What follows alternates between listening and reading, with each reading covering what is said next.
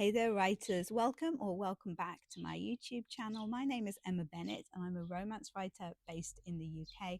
On this channel, we really try to help writers to make the most of their creativity so that they are able to produce their absolute best creative work.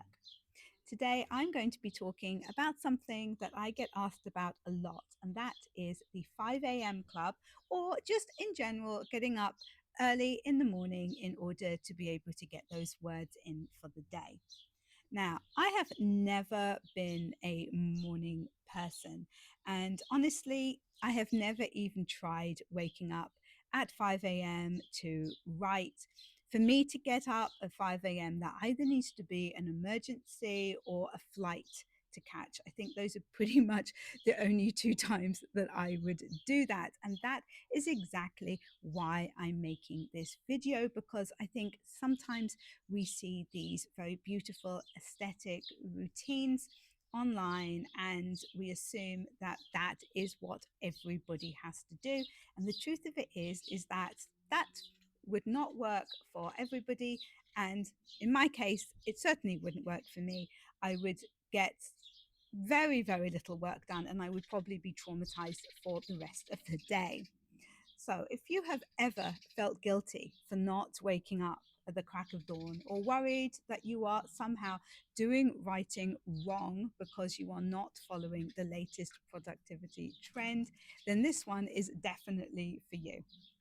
The internet makes it look like every successful author is up at 5 a.m., journaling, doing their morning pages, meditating, and then writing 3,000 words before the sun comes up. But I'm here to tell you that you do not need to join the 5 a.m. club or basically do anything really the same as any other writer in order to be a good and successful writer. I've written about 20 books at this point, and not a single one of them was produced by me getting out of bed at 5 a.m. My brain, as I've said, is basically useless at 5 a.m. That's fine. I know this about myself. I know that 8 a.m. is about the earliest that I get up, and then I need a couple of hours of drinking tea, walking my dogs, pottering around the house, maybe reading a little bit before I am functioning enough in order to be able to write. That is absolutely fine. The truth is, creativity most definitely isn't a one size fits all. And if we try to force ourselves into routines that do not suit us, it's not going to help us to produce good work. It's certainly not going to help us to be more productive. Some people are more naturally morning writers. Some people are more naturally afternoon writers. Some people are more naturally night owls. All of these types of writers can produce fantastic books. It's also the case that some writers thrive on long, deep writing sessions where they completely immerse themselves in their writing for hours.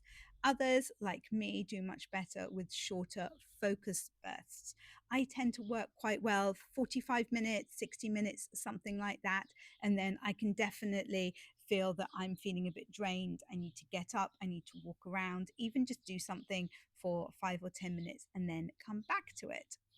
Some people can write absolutely anywhere: coffee shops, trains, park benches.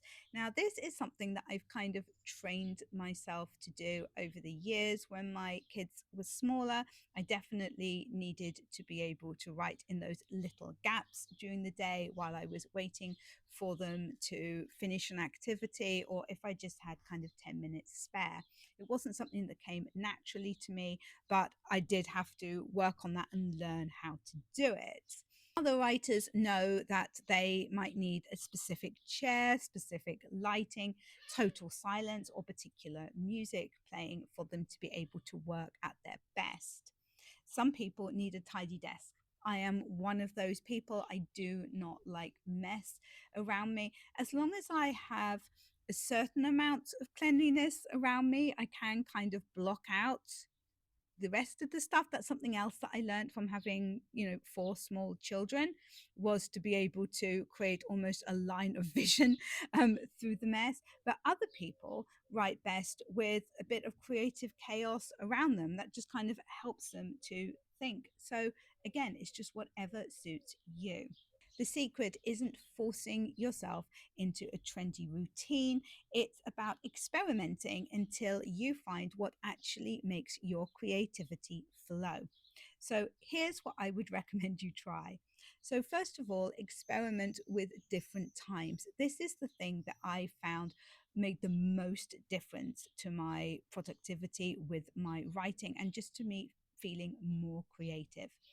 So try working at different times of the day. See when the words flow easiest, just what time naturally works best for you with the other things going on in your life as well, because it may be very well for you to say, oh, I am naturally more productive in the afternoon. But if you've already got things that you need to do in the afternoon, like if you have a job, they quite like you to turn up to that, I understand, so you wouldn't be able to write at that time. So obviously the time, as well as suiting your creativity, also has to suit your lifestyle. You can also try different session lengths. So, as I said, around 45 minutes to 60 minutes until I take a break tends to work well for me. A lot of people find 25-minute writing sprints are really good, with then a 5-minute break. That's known as the Pomodoro method. You might prefer just to really settle in and have much longer blocks. Just play around with that and see what happens. Again, different. Also, try different environments: desk, sofa, coffee shop, garden. See what helps you focus. For me, I find that I work best kind of moving around a little bit during the day. If I had a lot of writing to do in the day, I definitely do move around a bit. I might be in the garden for a little bit, on the sofa, or at the dining room table for some of it. Probably my favorite place to write is in the corner of one of our sofas. I'm wondering if I'm a little bit like my dogs with this, with their baskets, in that I quite like to be like contained in a little cocoon in the corner with like a blanket and things, and it helps me to become more absorbed in my writing. Whereas if I'm at the dining room table, it kind of feels more open and there's more to disturb me. I hadn't thought about that before, but it's quite an interesting suggestion anyway. But that is what works best for me. But like I said, I wouldn't stay there like all day writing. I would definitely change it up a little bit. We should also stop romanticizing other people's writing routines. Just because it works for somebody else definitely doesn't mean that it is right for you, especially if you're a parent or you're somebody with a particularly busy life. You just won't be able to do things the same as somebody who is more freer with their writing time. And finally, be kind to yourself. This is so important. The goal with our writing is consistency, not perfection, and definitely not suffering. This is something that we want to be enjoying.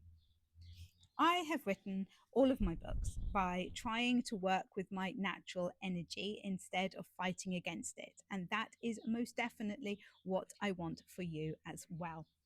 The most productive writers I know aren't following somebody else's rules. They've taken the time to understand how they work best. So give yourself permission to stop forcing the 5 a.m. club lifestyle or anything else to do with your writing routine that you've seen that just does not sit naturally with you.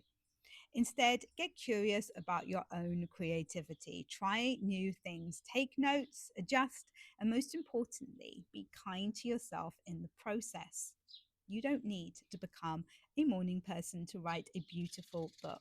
You just need to become the kind of writer who knows how you work best.